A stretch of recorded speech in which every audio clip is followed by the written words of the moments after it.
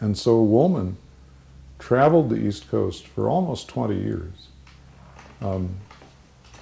sharing what he felt had been laid upon him by the Lord about the evils of slavery. He was famous for appearing in, or for wearing, undyed clothing, plain white clothing, because the dye was a product of slave labor. And he was famous for showing up at a farmhouse at night, and if he learned that the meal had been prepared by, or if it was being served by a slave, he would fast while he stayed at table. So he was utterly consistent with his message in both his words and his actions.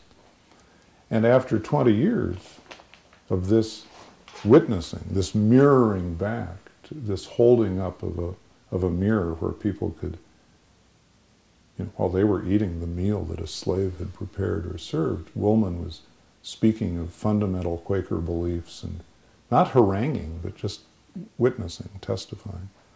After 20 years of this, Quakers reached consensus on freeing their slaves.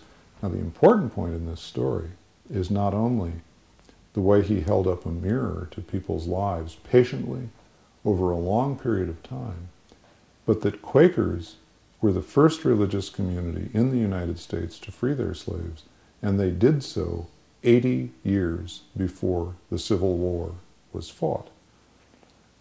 It's a story that allows me to ask the question, is patience always such a bad thing? Does slow sometimes mean faster? If what you're doing is going to the root system rather than just putting wallpaper over a problem and pretending that it's fixed.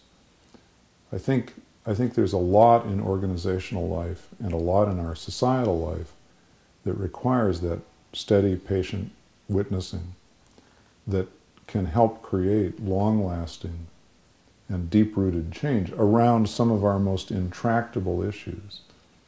Whereas just taking a vote and getting it over with as quickly as possible to relieve the tension really leaves